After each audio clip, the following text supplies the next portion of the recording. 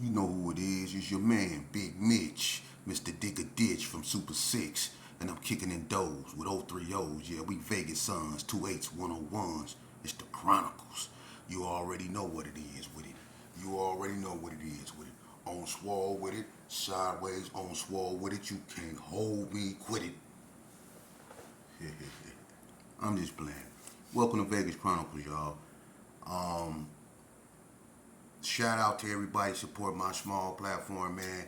Like I say, I'm building mine brick by brick. You know what I mean? And I'm giving it my best, man. And let me say this. Yeah, shout out to my fiance Libra. She said I don't shout her out in my videos. How can I not shout you out? Shout out, babe. But anyway, you know what? I did a video, you know what I'm saying, and I voiced my opinion on it. I'm not going to go over it again, but I voiced my opinion on the alley shots. I told you a lot of people wasn't going to like that, and the blowback that I got, you know what I'm saying, it don't mean nothing to me. But it's the truth. It's my opinion. Now, that don't make it facts. That's my opinion, and I'm entitled to that. Okay? Other people got their opinion. Okay? And I'm not going to go against what they say, but I got my opinion and I'm going to stand on it. And I said what I said. Okay? And I meant what I said when I told you youngsters to start listening to your mothers. I meant that too.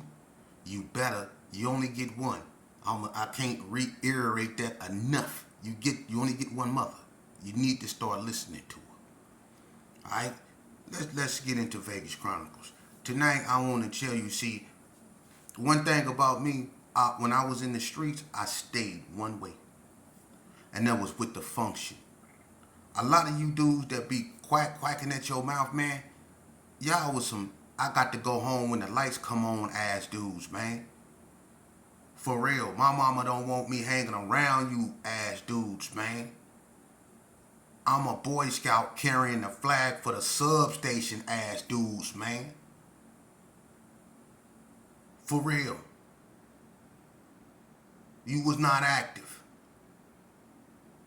You was actively watching other people put in work. That's all you was doing. If you walked around with a radio and just walked with a radio, that's not putting in no damn work, man. It's not. And a lot of y'all think that is. Walking around with a radio from one spot to the other spot. Smoking on red headsets. That ain't putting in no work. The police ain't even putting you on the car. They drive right past you. That's not putting in no work, man. It's not. But you always got something to say. He always talking about this. He always talking about. No, y'all always talking about other people putting in work. Y'all don't got no story to tell, so you mad when other people bring theirs to the forefront. But one thing about me, like I just said, I never changed. Case in point, I got a homeboy that used to be balling. He was balling. His name was Steve Barnett. They call him Booty I Take. Right? And, back in the days, he had this great spree, this great moped. I remember the BTDs jumped Steve Barnett. And I think L and Kenny Wayne got down. And, it was a fight behind that. They jumped Steve Barnett and the BTDs, the Gershons got into it real bad. Now, he started balling real. Steve Barnett was having money. A lot of people in the Gershon was having money at this time, but he was one of the major figures. Booty Ate was having money. So, some unfortunately happened. I'm not going to get into that, but some unfortunately happened with him. You know what I'm saying? One of his loved ones passed away, and he kind of went, kind of crazy. He really lost it. He fell off. He started, doing, he got caught up in drug use real bad. He started smoking crack, and they even changed his name from Booty Ate. We started calling him Animal because he started tripping. He was just all over the place. But I still remember him from being who he was. I don't care that he fell off. I didn't care that he wasn't who he was at that moment that he was going through what he was going through, man. I was still, because I grew up with him. I grew up with his brothers David. I grew up with Thomas, all of them. They knew me when they changed my Pampers. So I could never, turn on, Booty-Ate, Steve. I could never look at him other than, that's my big brother, regardless if he not who he was. I still loved him as my big brother. And that was with all my OGs. CK now, one of them, when they went at their best, like Tyrone, when he was smoking Screamers, he had me with him. I was robbing everything that was moving. And I'm going to get back to that. But anyway, I'm going to get to this story. On this particular night, man, I was over Jody Mac mama house, right? And I was in prison, St. On Circle. Jody Mac mama loved me.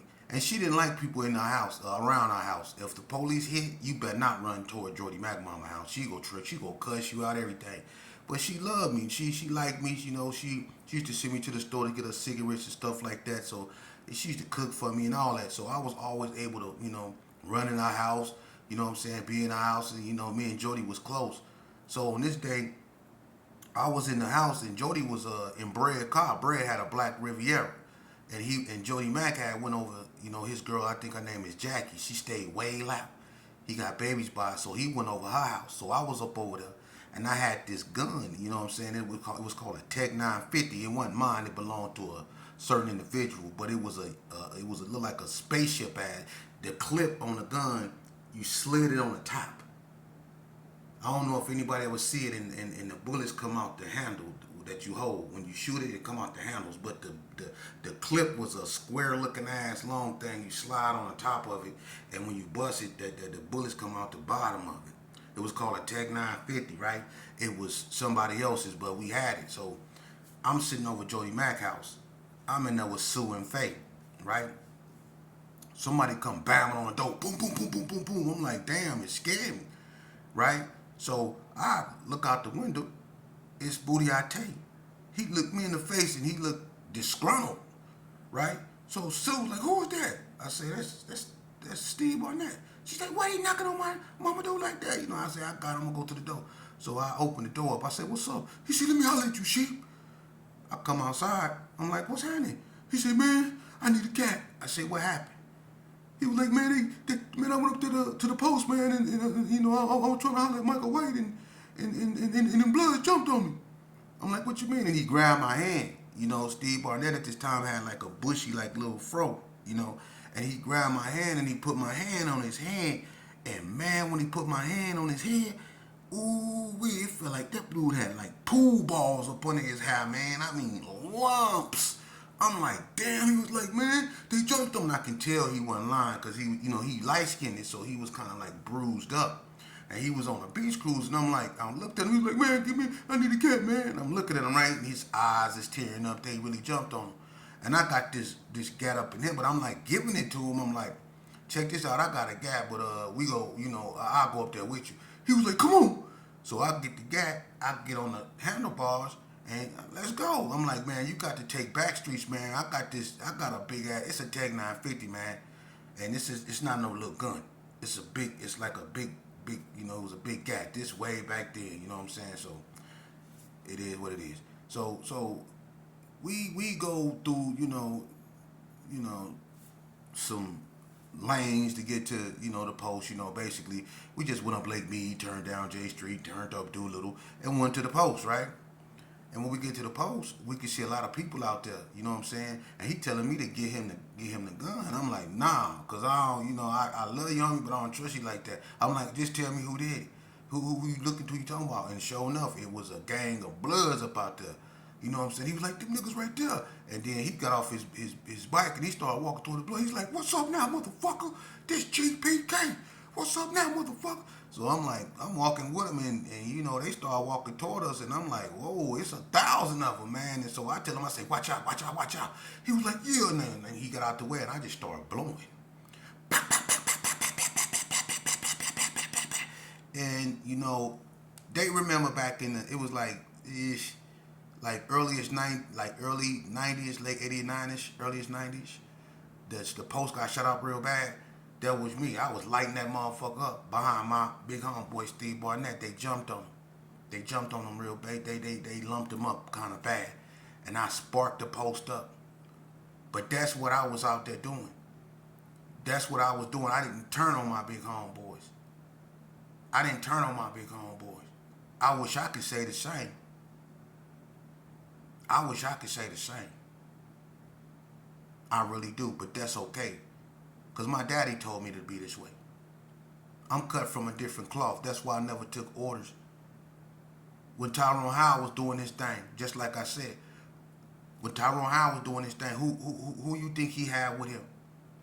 I didn't judge him because he was out there smoking screamers.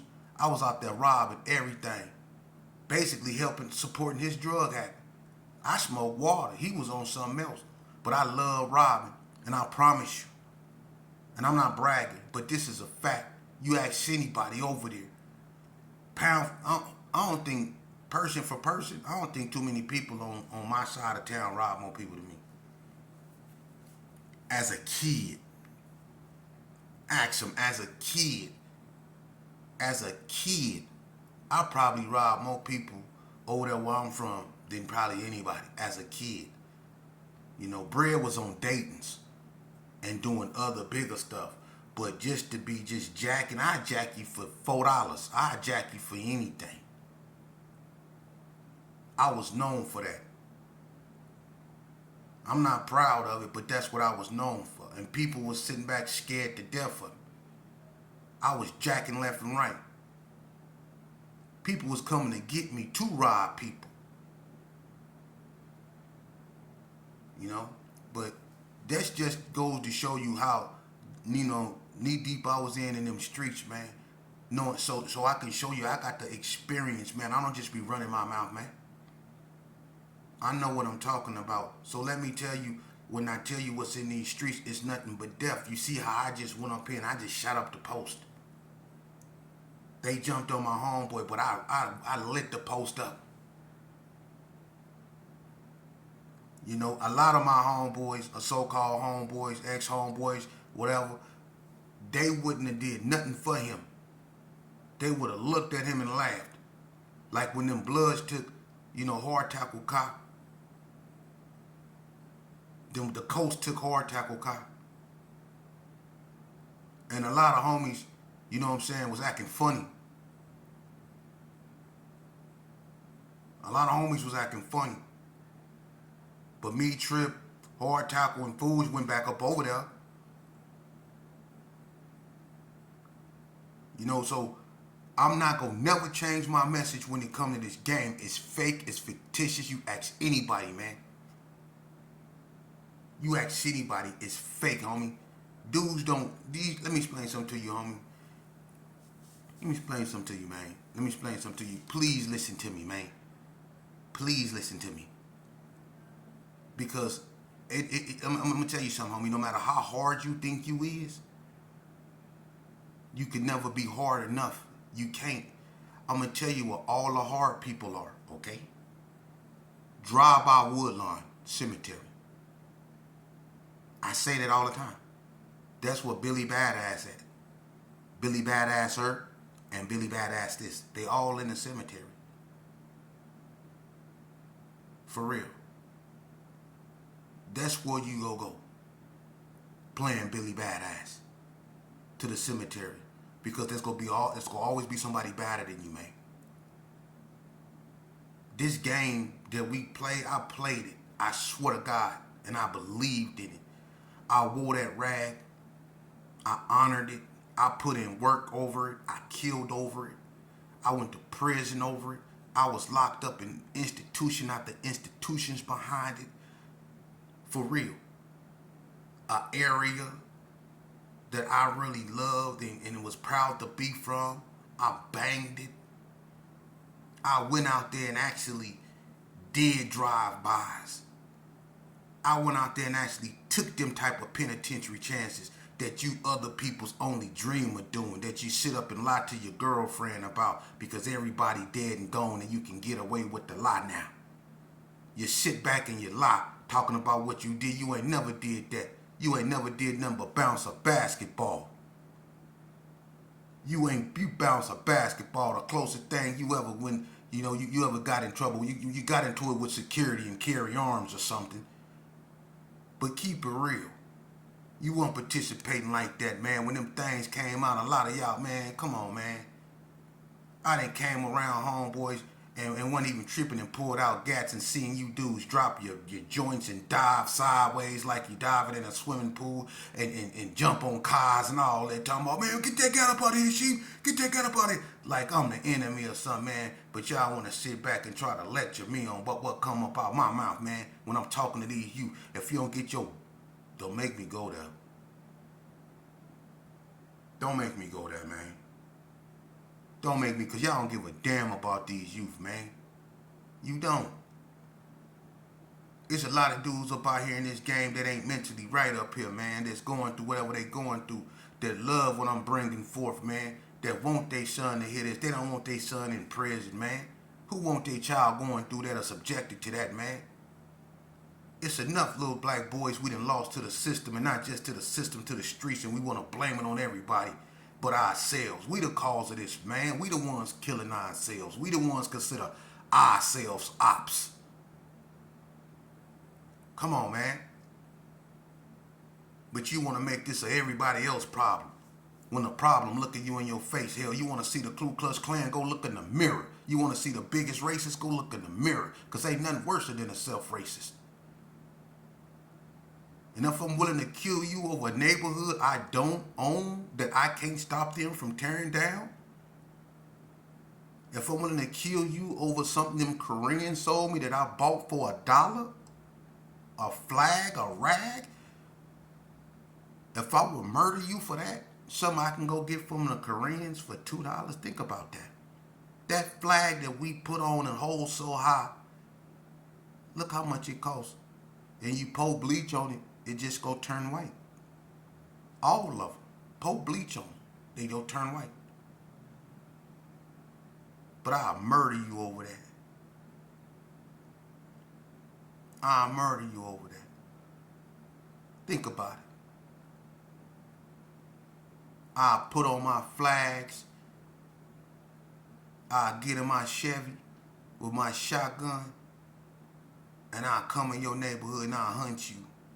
Just like the Klan did when they put on their hoods and their robes and they got on their horses with their shotguns and their nooses. And they went in other blacks' neighborhoods and they hunted. Boys in the hood. Y'all better wake up. And that's what's going on. People waking up. That's why they want to ban wokeism. They stripping it out of school, but I'm not going to go down that lane yet. I don't know if y'all ready. They want to ban CRT in school. What's the opposite of being woke? Sleep, right? That's what they want you. Sleep. That's why they undoing everything. Because yeah, there is a great awakening. Being woke, think about it. What's wrong with it? Being woke make people feel uncomfortable because when you bring people past the past of what happened to a certain person, like genocide, when you bring that up, they don't want to talk about that. But if you notice, when they stripping CRT, which is critical race theories, notice how they directing it toward the African Americans. Not the natives. Not the Holocaust. The African Americans. Slavery. Jim Crow. 1857 Dred Scott decision. 1896 Plessy versus Ferguson decision. Do you see what they doing? Y'all better wake up, man. Y'all better wake up. Don't let them trick y'all into believing that being woke is something bad. Being woke is what you want to be. Being woke is being aware. Being woke is being in tuned. They want you to be sleep. And then if you take the L out of sleep and replace it with an H, you get sheep. That's how they look at you, as a sheep. And if you take the L that you took out of sleep and replaced it with the H, and you take the L and you put it at the end of sheep, you get sheeple. They look at you like that. That's how they look at you, as sheeple. Only to be led. to be slaughtered. Yeah. Y'all need to wake up. So what I bring to the forefront and try to educate these youngsters with, don't get in my way, man. Just like when I was banging, y'all wasn't in my way. Treat me the same way y'all was treat me when I was out there in them streets. How y'all was, when y'all see me coming, y'all went the other way. Do that. How y'all was scared when I was putting in work. Do that. Stay out my way, man. I'm trying to say to you, y'all think it's cute when y'all see these people, children, laying up on the sheets. It give you something to talk about, huh? Like you've been doing. It give you something to talk about when you see somebody else's child dead up under the sheets at the hands of another black child. There's two mums that's gonna suffer loss. One to the cemetery and one to the penitentiary system. And I'm gonna tell you something from experience. I've been in that situation. And if you look in the faces of those two mothers, the one that lost her child to the streets and the one that's finna lose her child to the institution, they gonna have the same look in their face, the same look of hurt, pain, humiliation, anger.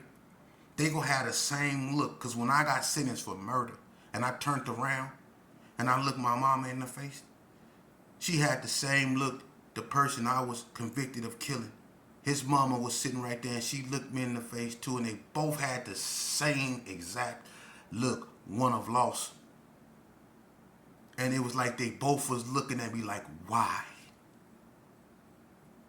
Why? Two black mothers lost two sons. One was buried in a cemetery and one was buried in the legal system, the criminal system, the prison system. There's two birds gone with one stone. We can't continue to blame that on white people. What I did and what people like me did, we didn't do that because white people made us do nothing. We had a choice and we chose to join gangs. It's people that chose not to. It's people that grew up in the same harsh environment that I did that chose to put their face in the book and take what we consider the hard route. They gave they chance. They gave themselves a chance to let their mind develop. They went to school. They became jocks. They took the right route. We became gangbangers.